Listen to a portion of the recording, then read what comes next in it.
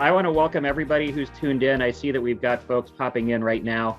Welcome to the Horizon Room. This is season 2, episode 2, and we're kicking this one off with a topic that is near and dear to my heart, and it also is really very critical. This is something that kind of gets overlooked. It's sort of talked about, and people nod their heads about coaching, and yet it appears in the world in a really variable way. And there's instances where I've spoken with coaches who are being used in a way that is really counterproductive, and for systems who are promoting a coaching culture, or a culture of coaching, and everybody gets coached, or they're moving resources to a coaching model and structures to pull the rug out from under that particular plan is really kind of a waste, and it's actually pretty dangerous. So knowing that coaching is that critical in terms of moving a system forward and transforming things, we are going to dig in a little bit, and we've got some folks here in the Horizon Room who are very respected colleagues and good friends of mine. They've been in this business for a long time and have taught me many things. And I'm hoping that they will be able to bring some of that in the short 60 minutes that we have, so that you can also learn from them, so that questions can be asked, so that learning can be shared. And that's really what we're going to do today. We're going to hopefully provide some solutions that people can take away, and it's going to provide some processing. So I'm going to jump in with intros first. If you haven't been with us before, my name is Chris McMurray. I'm the Chief Academics Officer here at the Learning Council. I get to do all the fun stuff and talk to cool people like these folks that are with me today. So with me, I have Carrie Fansler, Leanne Steele, and Carla Burkholder. If you could just take a couple of seconds to introduce yourself, sort of where you are and in this topic, and then we'll jump in. So Carrie, can you kick us off? I'm going to go left to right here. Absolutely. Thanks for having us today, Chris. I am Carrie Fansler, and I started off as a middle school ELA teacher. 7th grade is my jam, specifically, and then started my instructional coaching career actually in the same school where I taught. I've taught in Washington and Ohio. And then the last few years has just been the privilege of my life to be able to work K-12 alongside our 36 instructional coaches here in Evergreen, to sit at the feet of teachers and our learners, and really get this holistic picture of the complete child, the complete growth that they go through across our system. So that's how I get to spend my days. Nice. That's awesome. Sounds dreamy. Yep. Carla, what about you? So I'm Carla Burkholder. I'm the Director of Technology in Schertz-Civil Universal City ISD. I am just northeast of San Antonio, so the weather is generally nice down here. I've been in education for a very, very, very long time, and most of that time has been spent in educational technology, and a large part of that has been coaching teachers on using technology effectively and appropriately in classrooms. So to help them do that, there's a lot of coaching involved. And so now in my role, I've coached teachers, and now I coach coaches who coach teachers. So it's critical in my world that teachers have that opportunity to get that coaching. Nice. Thanks, Carla. Leanne. I'm Leanne Steele. I've spent a lot of years in education as well. My wheelhouse really is intermediate teachers in 4th and 5th grade. They are my absolute favorite. So my world has really been in elementary, and I've been an instructional coach at the building for the majority of my career. And then I'm currently a district office, and we have been rolling out a very large kind of implementation of curriculum. And so in my role now, the way in which our system works is a lot of this district level work goes through coaches to buildings to teachers to kids. And so it's been great to be able to support instructional coaching after being in that role. And I feel like I've got a kind of a better sense of now what that feels like. So it's been great to see the through line of how this work impacts classroom instruction. That's a really great point. And I love that you drew the line between all of the levels, and also then highlighted that this is actually about the kids, because sometimes we lose sight of that. and wherever you happen to be within the system, it's easy to become myopic and start to take a stance in your professionalism that doesn't actually focus on the real business, right? The whole purpose that we're here. Yes, we need to support teachers. Yes, we need to have resources. Yes, we need to have all this stuff and all these things that work really nicely together. But ultimately, it isn't about us. It's just not about us. And so that's kind of why we're here, because as you can see on the slide here, we've got some challenges. We've got some things that we're going to be working through, and our purpose is really to share experience, to spread some learning, and to ask questions. And so I will be prompting you folks to sort of dig in on a few topics, and then what I'm looking for is, just lay it out. This is a time for truth telling. It's not a time for pulling punches. It's definitely a time where we take the gloves off on some things, and we have in the past. And this time it's not any different. So I'm going to hop in with the first question, and really this is oddly a simple question, but it's really not. It's a misconception. I find the more people and the more leaders that I talk to in the country, there is a true misconception about what coaching is and effective coaching, right? You see some folks say, "Hey, I've got instructional coaches, or I've got ed tech coaches." And yet, when you dig in a little bit and you start to ask questions that more sophisticated coaching structures have, you uncover some things that you're like, yeah, actually, that's an interesting definition. I'm not sure that I can support that with research. So from each of your perspectives, Carla, you're going to come in from an ed tech sort of a perspective, because I know that you have ed tech coaches in your organization, and those two things are so closely tied. I'm going to start with Carrie. Carrie, what's your perspective on this one? What is a coach? What is coaching, and what isn't it?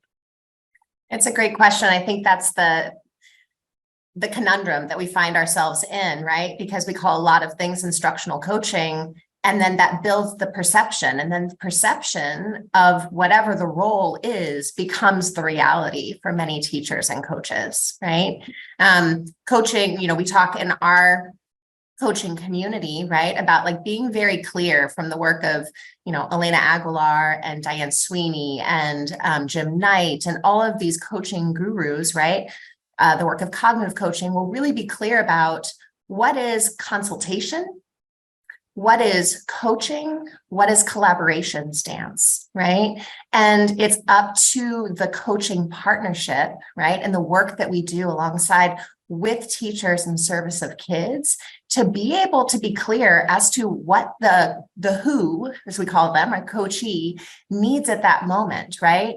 If I am working with a teacher that is just maxed out, right? And I ask a question like, well, what do you think that you might need, right? And try to go in coaching stance like, no, just tell me.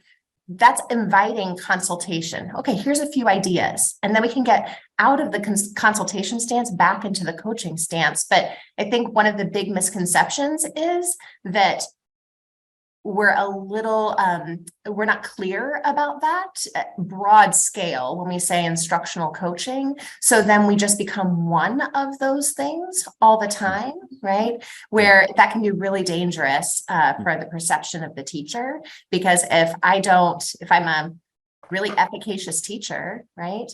I might not want consultation. I really just want a thinking partner, right? I really want someone to have common eyes and ears with, right? So being clear about what the relationship is and then what the who needs is really how we as a community talk about our work, to be able to start to unpack what it is and what it isn't, because it can be all of those things, a lot of those things, some of those things at any given point, and even in any given coaching conversation too.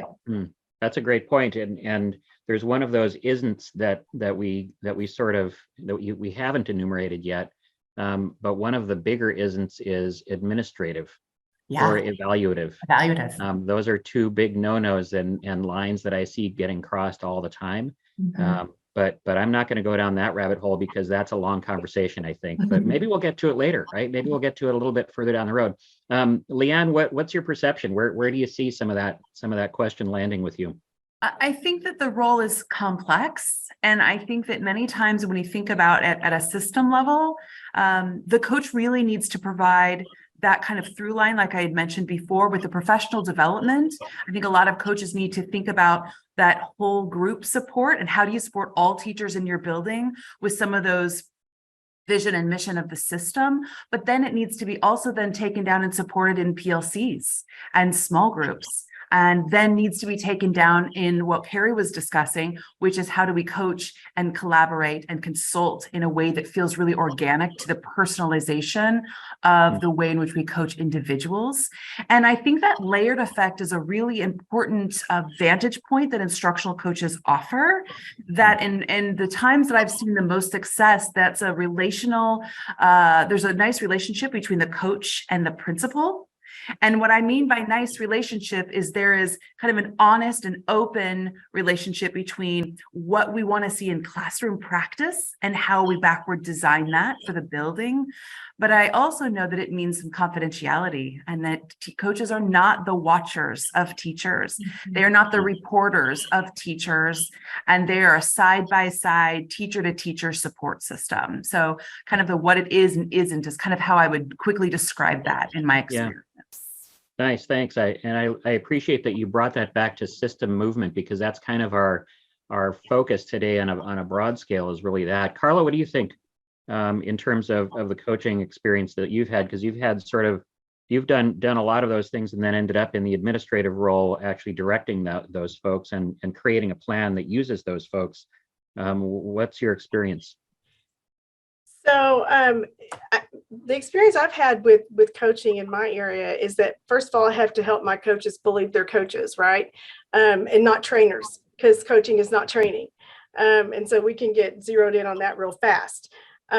So I've had to, work with those folks, but really it's really, like Leanne said, it's a relationship. It's for us, it's going in, it's a trusting relationship. You've got to go in and those teachers got to know that you're not there to evaluate and go tell on them. And I think another challenge, and I'm just looking at it from the perspective of getting coaches ready to go coach, right, is learning how to give feedback. Feedback is so important when you're coaching, and how do you give effective feedback without someone becoming defensive, without, it goes back to the relationship, but helping them understand that you're there to help, right? Mm-hmm. So that's what we work on a lot, is building those relationships and understanding how to give feedback, and not getting caught up in the come show me how to do this, come train me on how to do something, but just standing alongside with those teachers and walking that road with them. Yeah, that's a great point. And I think it's something that in systems, and we've all four of us have experienced this in systems where you step into a school system or a district or a school, and they do have coaches embedded, but those people themselves have very little sense of what their identity or role should be, and that's weird to me, right? That's sort of, in a system where you're moving things forward as an organization, to not have clarity on role becomes dangerous, because then you're just sort of fiddling around with money and time, and not really seeing the impact of the resources that you're designing with. And so that's where things break down for me and stop making sense, because then I'm like, well, let's not pretend that we're doing it. Let's actually do it for real. Let's do it for real, or not do it at all. And so, I land on the side of let's do it and do it right every time, because I know the power of a really great coach, and have seen coaching move an entire system in a way that the administrators can't. And that's a truth, right? That's real. That's real. It's actually real. So effective coaching is kind of, that's our segue. You've all experienced the movement of an organization towards something, right? And whether that's an instructional focus, or if that's a strategic focus around models or philosophies or any of the other large things, we can create frameworks, we can create structures, we can create structures for time, we can create structures for adult learning, we can create structures for kid learning, but those are all independent and they don't move forward without something. And so any of the most well-meaning initiative or movements that I've seen schools take, if you don't have a coach, I see them being less effective, and they for sure don't move as quickly or as sure-footedly. And so my next question to you is along those lines. How does effective coaching move a system forward? Because that's one of the misconceptions for system leaders. The system leaders don't really realize what the power of that group of people is in moving the entirety of the system forward. That's not understood clearly. So how does the effective coaching move a system forward?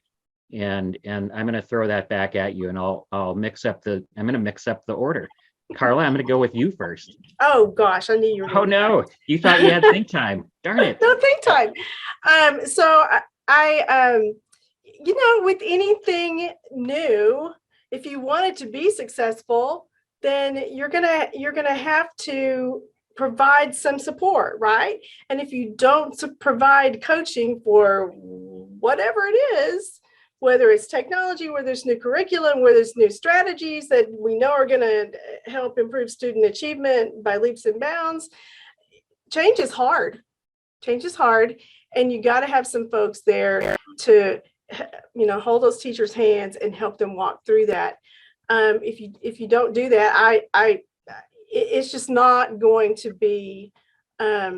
It might make a little difference. It's probably not going to, and it's going to be throwing good money after bad, right? Because it just doesn't have a chance to be successful. So what you can't do is you can't throw something against the wall and say, let's just see if it sticks, because it's not going to unless you have that support. And I think that is very often not considered in making some of those huge decisions about instruction, right? Whether it's a new program or new whatever, we don't always think about what it's going to take to get us there. And so I think coaching is the key that makes it successful. Yeah, and from a technology perspective, sometimes we think, oh, it's ed tech or it's technology, it's a nice to have, but maybe it's not necessary.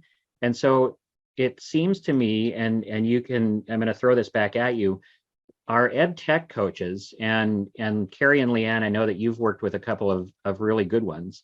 The ed tech coaches have two hats to wear, right? Because they're not coming in and talking about bells and whistles and switches. They're coming in talking about an instructional resource, and then they're helping that other adult to understand, where does this fit into your schema as a learning designer or a designer of experiences, and how do I use that? And so what do you see your coaches, because you've got ed tech coaches that are coming in and helping folks to understand how to do some of that. What do you see their successes sort of building upon as they go in? So, first of all, I have to help them know and believe that they are instructional leaders. They're educators. They're not just tech people, right? They are instructional leaders. And I have to tell you that in my perfect world, there's no difference between instructional coaches and ed tech coaches. We need to be singing the same song and doing the same thing, right? So the success that we find is when we are being invited to those PLCs, and we are, helping to plan with those teachers and design those learning experiences, because we are educators first and foremost. They are excellent teachers, and so for us, overcoming that ed tech, you're the technology people, and being seen as instructional leaders has to happen first. And then, collaborating not just with the teachers that you're coaching, but with the curriculum folks as well, those instructional coaches. I just think that those have to be working in parallel with each other. It's not an option. Yeah, that's good. It isn't optional. You're right. Yeah. Leanne, what do you think on that question? How does that coaching move the system? How does that happen? I've been thinking about this, and I've been lucky enough to be in that position and to kind of see that position from a different vantage point. I feel like coaches for a large system like ours, they're the momentum providers. They keep the momentum going in the building as we work toward implementation of practices of instruction and all of these things. They can keep that momentum going, and that's really important when you think about, district office and how large the visions and missions and goals and school improvement planning and all of that can be. They take it to that practice of how does this actually work with kids. And so I think that's a really important part, because we know teaching is hard. And so to have a coach that literally kind of more like a sports coach that's there to continue the momentum even in times that are tough. And so sometimes I think that sport analogy also helps remember that you are also there to keep that going. And they're like the flywheel, I think, for long-term change in a system that can start to become stale after a long time, because they can personalize that to what different people need and what their building needs as their own personalities in that building come forward. I also think one of the massively important parts of coaching is they provide a feedback loop to the system at large, back to the classroom and back to the system. I know that we utilize their feedback as spokespeople for their building, because a lot of teachers don't necessarily want to be vulnerable with their evaluator. Teachers will be vulnerable with a trusted coach, which means we can actually hear different challenges that might be at the building, different celebrations that might be at the building. And then as a district office, we can pivot and flex and be agile according to those needs that we're finding trends that are coming in. And I think that's been really important as a system level leader, to ask those right questions and really listen in and pull information from actual classrooms instead of making guesses about what we think might be happening just based on some data points. That's interesting. I have a follow-up on that I sort of need to throw back at you three, but I want to get to Carrie's response before we jump into that. Yeah, and in addition to, I appreciate what Carla was saying as well about the identity piece of the coach, right? And really being clear, kind of Chris, what you were talking about the role as well, that building up that identity, being really clear about what the role is in service of all of these, or in combination with all of these other roles, right? How do we partner with our leadership team to fulfill this really important role, right? We say here that we aren't the makers of the vision, right? But we're the holders of the vision, right? We are the constant, right? And how that manifests and is contextualized within the entirety of our school. The other part is really alignment, right? So Dan Sweeney talks about this in leading students in our coaching movement, right? About the alignment of the district plan and vision, the school plan and vision in terms of the school improvement plan, the professional development plan that has whole group, small group, and individual structures, and then the coaching plan, right? That all of those being connected and aligned really give coaches the possibility to not only have all of those as third points, but being able to pull that and contextualize it all the way through to the classroom for the teacher, where I might be sitting as a teacher in a whole group PD session or in something that's coming from the district office. And I might not, as any learner in any classroom, right, be able to really be clear about what that means for me, right, in my teaching. But in a coaching, with all of these different layers that we have within coaching that are aligned, then as a coach, I can help everybody see themselves so we can really get to a collective effort, right? That it's so nothing's happening at me or to me, but with us, right? Like that then fuels that feedback loop like Leanne's talking about there too. So I think those two things probably are really about the effectiveness that I would say everyone's efficacy is better when those two things are really clear. So as I'm listening, one thing that is glaring at me in my mind is what if you didn't, right? What if not? What if that layer wasn't there? And to your point, Leanne, what if that feedback loop didn't exist? And to all of your points, what if the reality wasn't given to the teachers in terms of a side-by-siding, knee to knee? But then also how do you make sense of the line? And so in my mind, I took every one of the coaches that I know out of every system that I know has them. And what I'm left with is some messaging here and variable reception of that message here and no translation. And as good as your top level leaders are in a teaching and learning sense, or as in an organizational sense, they are going to struggle to bridge that gap. And if they can't bridge the gap, we're going to end up with what we've always ended up with, which is a thing up here, which people nod at and believe, and a thing down here, which people might want to go do and follow, but no way to articulate that.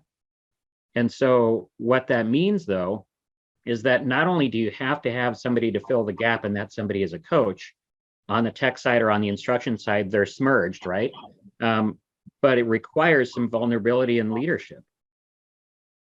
Because in order for you to take feedback, you have to be listening and be willing to really listen and hear.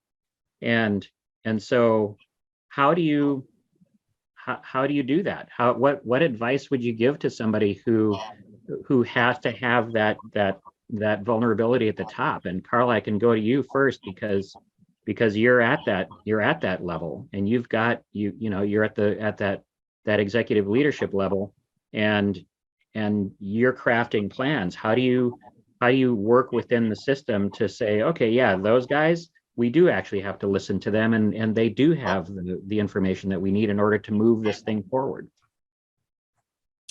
So I think it's really, really important. So when we think about districts, we think about, all the different things going on in a district. And so many times you hear about silos, right? So there's curriculum, and there's technology, and there's, campus leadership, people who manage that. Well, so you have to break those down.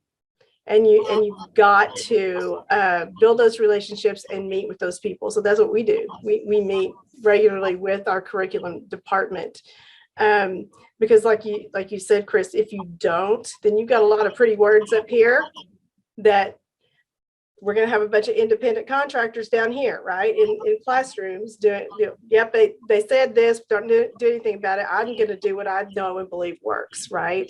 So I think the big key to that is just breaking down those silos and working together. And it's painful for a while. It can be painful for a while, but you've got to be partners in this, or it's not. All the pretty words in the world are not going to come to be if you don't have someone out there making it happen. Right. Yeah. And I wonder also about how you can set the expectation for that mindset in leadership, because I think that in the very top of our hour, we acknowledged that it was a very widely misunderstood function. And I would challenge most of the superintendents that I know today to identify the role of an instructional coach, and that's a tech side or instruction side, right? Because we know that they're the same. I don't know. I mean, I love the supers that I get to work with. I really, really do. And the ones that I know would take this with a smile. I'm coming after you after this one. Yep, we're gonna talk, guys, because guess what? It's coming to you. So Leanne, what do you think? How can we get the leadership to start thinking in these terms and acknowledging that there's a gap if you don't fill it with a coach? I think this is where it gets to the point of real honest conversations about your current system and where you really want your system to be. And the things that come to mind is true honesty about the beliefs versus the practices. And if those don't align, then we have this huge gap. What coaches provide is they can take the beliefs, which is the what we want to have happen in classrooms, and they can create and support the how we want it to be seen in classrooms. So not only is that a support to the district office, if you think about them as the vision holders or keepers, but then it also supports the classroom implementation. But then it becomes, I think, really about if you can provide another person between some of the district and the schools, you start to eliminate the problem we have in classrooms, which is a huge amount of variance.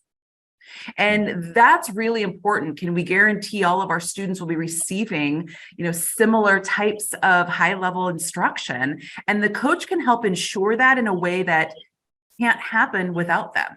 So I think that the districts have to be really clear. If they believe these things and this is how they want it to look in classroom, where is that going to go? And if they can't do that, then I think the Carter conversation is maybe we need to change some of our beliefs. I mean, Yeah. I think it's just the kind of the truth of the matter. It's difficult, but I think that's where real true leadership and authenticity come into this process. Yeah. Carrie, what are your thoughts? Well, I was thinking about, as Leanne was talking, at the beginning, she talked about coaches as PD providers as well. And I think that there's some conceptions, right? Like, I know that here, right, like PD isn't, just a set and get, right? It isn't something that just happens in the school library after school, right? In 1 or 2 hour increments, right? And so one of the things that the coach is able to do when they know the vision, right? And they have a group of people that we get to know our learners, right? Just like a teacher in the classroom, right? Like we know our learners, we know what they need, we know what resonates, right? And then we can play and build different structures to really get to exactly what Leanne was talking about, right? Is this like identified, calibrated vision, right, of what it looks like in the classroom. It might look like learning walks. It might look like a learning lab. It might look like an inquiry day. It might look like a data day. It might look like one-on-one coaching. But these are the structures that we can build and play with to be responsive to our learners, that without that middle link, right, it's really impossible to be responsive to teachers and what they need, to be able to personalize that and contextualize that in their practice to make them connected to their own practice, to each other, to the broader vision, all in service of children, right? So that's really impossible without them. Yeah. And that's a hard thing to hear. If you're a leader that doesn't understand, has them in the payroll, but acknowledges that you don't understand, that's a hard thing to hear. And it speaks to lack of vision. It speaks to lack of strategy connected to that, because if you had those things, you would be able to then articulate what does the vision look like as it moves through the system, and how you continue to move forward. So you mentioned some structures, which is great, and I know that we're gonna butt up against time, and there's lots more to talk about. But what I'd like to ask each of you to share is some of the structures that you see in place within your experiences, either in your current district or in other places, structures for coaching that people can start to model or think about that are most effective. Because I've seen ones that don't work. I have. But what does work? If the folks that are listening, and I see some chatter going on here, what can people take away and say, you know what, here's some structures that I've seen work and how they work, how they're effective. Yeah. Leanne, you want to start with that one? Well, I'm going to eventually kind of pass it to Carrie. I'm so grateful to work so closely with her, and all of the structures that she just mentioned, I think is what really breathes life into coaching. I love the fact that, again, it's not kind of a sit and get, but coaches can do learning walks and all of the things she mentioned. Without specific structures, you really can't have specific roles either. And so the facilitation of all of those different structures is really the wheelhouse of a coach, and is part of that ability to keep that momentum to keep the vision and to support the building as its own kind of microcosm, if you will, of learning, teaching and learning. So I think that it's about making sure, sometimes I know that in our experience, we've had some people say, oh, here's what we need. You know, this is what my school needs. We have some principals coming to us, or coaches coming to us and say, this is what we need. And one of the first things we say is, okay, we kind of coach through that, or really identify what the true need is. But then the next step is what structure would work best to catapult that learning into the classroom. And so I think that's what's really important. The structure is just as important as the message when it comes to what an instructional coach can offer a building. Yeah, and that's a consultative role, and question asking, because it's possible that building or district leader hasn't really gotten clear on it, and without those questions, they may not. Carla, what's your experience in terms of structures that work? What do you see? What do you see as effective? So I'm just listening to what Leanne was saying. I mean, we do those things. We do instructional rounds, right? Where we go into classrooms and we provide feedback, and it's not evaluative. We do that. We do the learning walks, and we do the actually our curriculum department does quarterly curriculum reviews with the campus leadership teams. Now I know that's not getting in with the coaches, but the coaches are there, so they know from that perspective some things that need to be addressed with their teachers, right? So those are the things that we have that are in place in my district, and my coaches, instructional technology coaches, get to participate in those, which again, sing the same song, right? And be a part of all of that, so that you can help move those teachers forward. So what I hear also, sorry, before I get back to you, Carrie, what I hear in that is structures that add the coaches to the thinking table in a more strategic manner. Yes. And so that to me is a structure, because that's a belief set within your organization that says those folks need to be at this table when we're talking about this. And that then, if it's not set up explicitly as a structure within the organization, won't happen. Or if it happens, it's not consistent.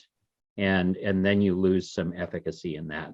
Carrie, what have you seen? We just talked about some structures for learning. We're talking about organizational structures. What have you seen out there in the world?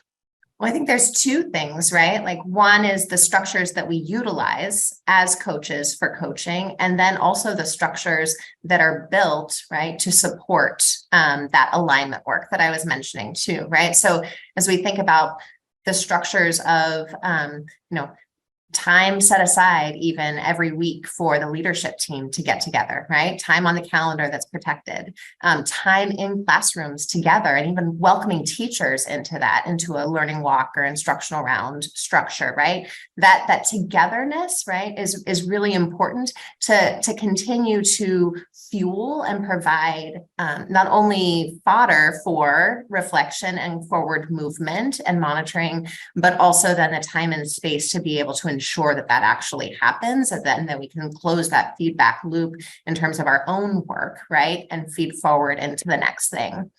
And then there's the structures that we utilize as coaches. And I think this is something in our community that we've really learned a lot in the pandemic.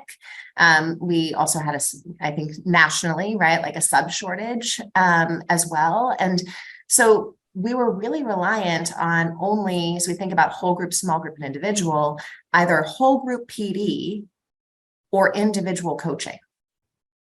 And in that time, we really learned afresh as a community, the magic of small group structures, right? The ability for it to infuse, to get teachers out of their classrooms for a half day or a full day, right? To be able to have the time and space to be able to focus on themselves, on their current practice on what could be in terms of inspiration as well. And we have lots of those structures for small group, right? If it's a learning lab, we're going to try something out together, right? As a crew, we're going to watch kids learn and elevate kid watching in terms of like calibrating our own understanding about what a practice really looks and sounds like in student outcomes, right? That we might be able to dig into data and, you know, some learning that we've done here is, right, like not only satellite data, but also the street level data, right? Like to be able to hear kids and have empathy interviews and, right, like all of these to really celebrate children and their learning as well and learn from them, right? As long as in our own practice. So when we don't have those small group structures, it really is everybody just on this hamster wheel, right? And it's really hard to contextualize whole group PD, right? Where you get some feedback as you're monitoring and thinking about things, right? But to have the time and space to build the capacity of a team, to inquire together, that then launches, right, naturally into individual coaching is really what I would say is probably the magic, right? Some of the magic that really exists in coaching, because it's really hard for teachers that are overwhelmed to take time and space, right? To be able to say, oh yeah, I want to work on this without having some inspiration, right? And a reminder for themselves that that's something that they want to commit to in their practice and for their kids. So what I find interesting is that you just described what we would expect our student experience to be structured through. And too often as adults, that there's a distinction made between those.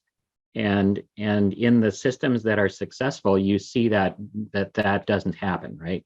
They're actually the learning is learning, and it just happens with people. And we use effective structures and strategies and create space for that to happen and create the conditions for that to happen. But in terms of then structuring, as I'm listening to the three of you, in terms of saying, here's some advice, you principal or you district administrator, you want to use your coaches effectively. What you just three talked about was structures, organizational structures that create conditions for learning. And those are time and space based. You then spoke to structures that facilitate the learning, which would be our pedagogy, which would be our methodologies, right? And so what that does for me is that simplifies it. If I'm somewhere in my brainstem because I've got a bunch of things swirling around and I'm a superintendent or an assistant superintendent or an executive director or a principal, all of the things are swirling in my brain.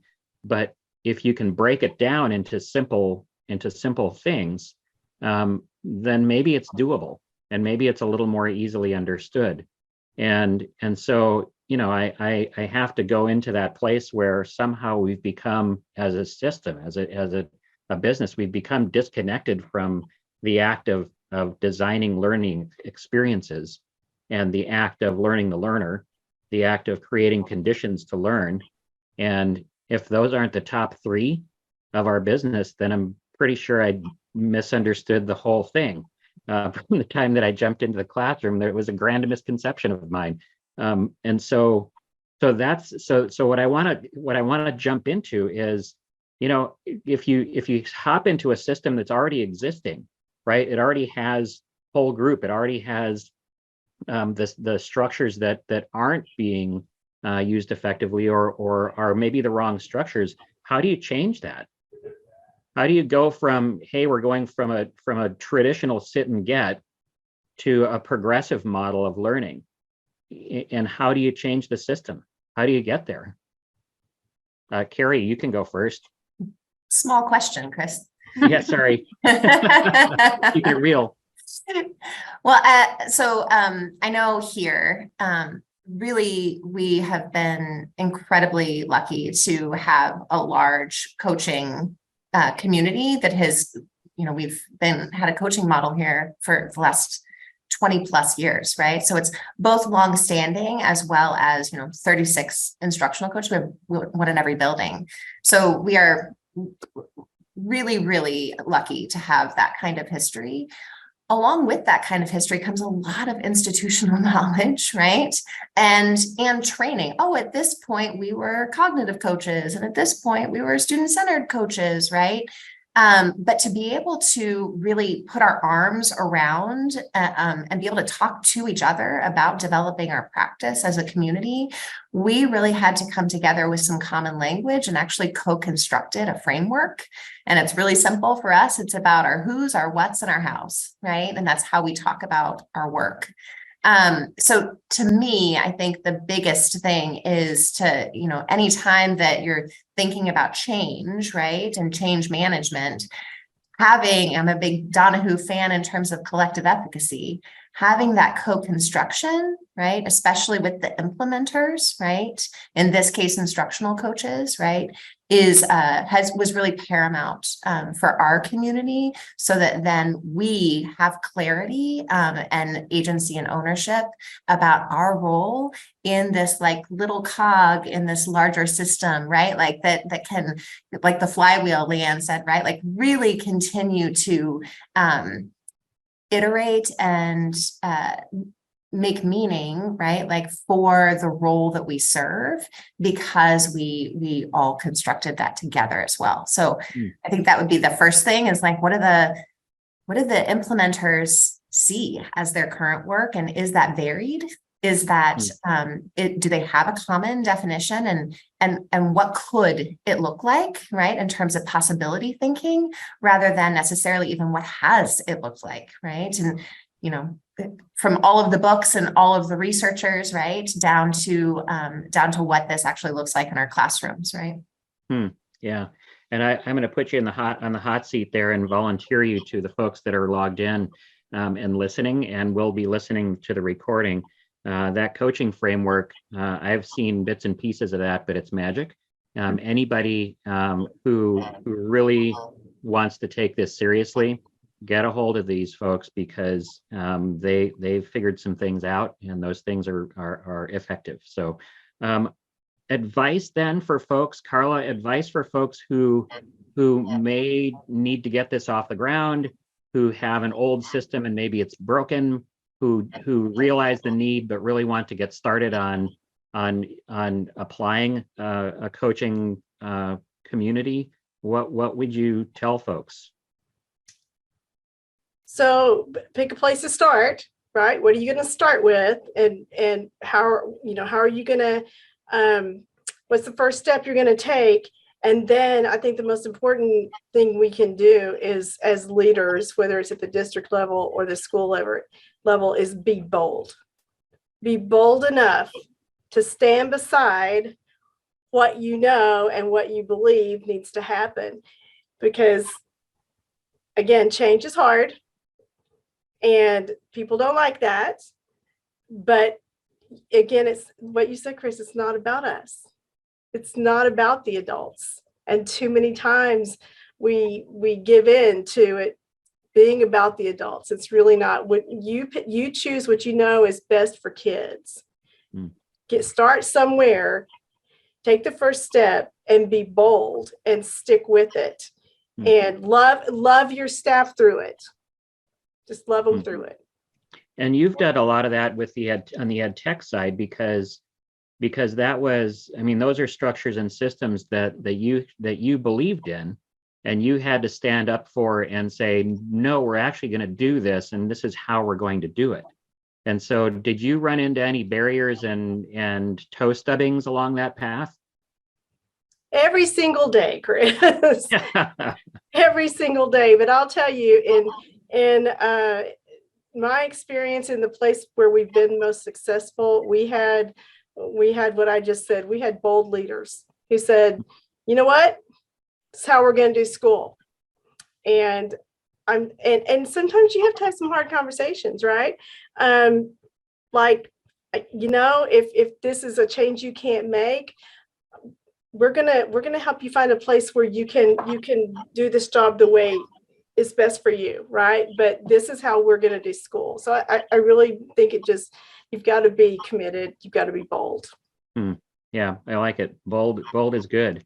Leanne, what do you think about that? What advice would you give to leaders who, or even coaches who might be in a system that isn't effective, or it's a dream, or there's a glimmer of what I'd love to see for this coaching model? What advice would you give folks? How do you get moving on that? I think some advice is sometimes I think it's easier to start with the how. And I think in this instance, it has to start with the why. I would start in the classroom and sit with colleagues, superintendents, assistant supers, and really think about what is it we want the classroom experience to be for kids. The reason Carrie and I work so well together is both of us could walk into a classroom and we see the same thing. And our vision of a high level classroom experience for kids is calibrated. And that creates now we have a why. Oh, it's because we want this type of learning experience for our kids. Now the how, well, we're going to have to support teachers into designing that. It reminds me of when my kids were young and they were asked, what does your mom do? And an instructional coach on the playground didn't really come out as, what does your mom do? Right. Not so cool. They would just say, well, she teaches teachers. And I took such honor in that because teachers are facilitators and they're supportive of everyone. And so I think it's really then, why are we doing this? How are we going to go about that? And I think that layers instructional coaching. And then who is going to be the best people to do that? And that hiring practice in and of itself, you can't hire instructional coaches unless you have a really clear vision of where you want your classrooms to be. So again, I think it's that backwards plan, but start in the classroom. And I think that that's really the best place, because if you start there, create a system around that, you'll always end up impacting that the most. And that's the whole purpose. I like that you highlighted watching kids, because most often, if you haven't really thought about it much, you would go watch teachers. Yeah. Because you assumed that the coaching was intended to impact teachers, but that would be the largest misconception. Yeah. And so that's fascinating to me, because there are any number of administrators that I speak to very regularly who have reality checks. And while they would love to get into classrooms, invariably life in the building happens. And we've all experienced that. And it's a bummer. And it becomes this albatross and a black cloud that floats over your head. But that speaks to structures and the intentionality within which you applied those structures, and then how boldly you protect those, because you know how important those things are. Carrie, what do you think? Advice to folks getting down this road? Yeah, I wholeheartedly agree with Leanne, right? Like if we spend our time watching kids learn, right, and getting really clear about those outcomes, right? Like what is it that we really want to promise for every student, right? Each day, every single class, right? Then from there, we can really be clear about, okay, so then if we think about, well, what isn't happening yet, right? Not as a stance of, the knowing doing gap or something like that, not as a stance in terms of deficit thinking, but just this, well, we haven't learned it yet, right? Like, so once we see that gap of like, oh, we've got to figure this out together, right? Then we can think about possible activities, prioritizing those activities in a PD plan within a school with the different people involved, right? Who needs to be at this lab? Right? For instance, right? Does it need to be the second grade team, right? Or is it our, instructional leadership team, our teacher instructional leadership team, because we need to get clear together, right? Who wants to come? Who could come, right? So I think it's some of that possibility rooted in like what is it that we really want to promise for the classroom every single day, right? And then we can partner with teachers, with administrators, right? Like to hold and like, first of all, calibrate around that vision, right? And then pull that vision all the way through in everything that we do. I like that you brought up the word vision again, because that's come up in the whole time that we've been speaking together. And I see some questions popping up that I'm going to be responding to when we're finished here. But vision is one of those things that without none of this stuff will work. And so if you are out there thinking, wow, I need to energize my coaching staff, or I need to go get coaches, you better have a vision. You better have one. And that needs to be clearly articulated and simple. And not that the work isn't complex, but if it doesn't start there, right, this shows up, what you just talked about shows up as profile of a graduate in a lot of places. Those are very well crafted in most spots. And yet in some places it just shows up on a poster or a t-shirt or on a website somewhere and doesn't actually guide the activity of the adults. And that's bananas to me, because you probably spent a lot of time and money crafting that profile of a graduate. And so that's fascinating. If I don't have coaches, and it's not a culture of coaching, how do I go about finding coaches? How do I do that? Anybody, any of the three of you jump in on that, because that's a question that I get. How do I go find coaches? I think one of the most important things is you want to have coaches that have a solid belief in how classrooms should feel, look, and sound, and that should align with kind of the vision of the district and the school. I think coaches need to be brave and courageous and put themselves in vulnerable positions right alongside teachers. I don't know how to do it. You don't. We're going to do it together. We're going to figure this out together. I will teach with you. I will teach in front of your children. I will watch you teach, and we are a team. I think that it's really important too that there's some building level vision going through. I think the systems thinking is an important element that can be grown, but needs to be very intentional from the start. And I think they also need to have a general disposition of trust and rapport. It's just really important being a relational business. So I think that's kind of where we start. And many times a lot of our coaches are high level teachers that we want to make sure that they can kind of gain some other knowledge and then start to support instruction. The zombie apocalypse. So yes. Closing thoughts in the waning minutes of our hour. Carrie, where do you find coaches? In addition to what Leanne mentioned, I would say that people who, as I say, coaches are found, right? And then honed, right? Like not everyone can be a coach, right? If I am a person who thinks that I have it all figured out and that I'm going to depart that knowledge upon you, right? You can't hold a coaching stance in that, right? So I would say people who firmly believe, right? And it's in every fiber of their being that teaching and learning is an inquiry and no one has it figured out yet, right? That is the foundational belief of an instructional coach, because then, I mean, we know some stuff, right? Best practice is not a mystery, right? But how we go about meeting the needs of every single child through the best practices that we utilize and we pull out of the toolkit at any given moment, that's the magic. And that's why we need coaches, right? As thinking partners with teachers to think about, elevate, and, be on the floor alongside, listening in to kids learning to be able to know what's the right next move for us to make, right? Yeah. Great. Those are great points. Carla, what do you think? Where do I go get a coach? I can't order them on Amazon. All I would add to everything that Carrie and Leanne have said is that find the rock star teachers. Find the rock star teachers who love their kids, who are willing, who want the best learning experience for her kids, their kids, his kids, whoever, and are coachable. They also have to be coachable, because you've got to coach them into becoming an outstanding coach. Yeah, great. So these are all fantastic thoughts, and I know that we're running out of time.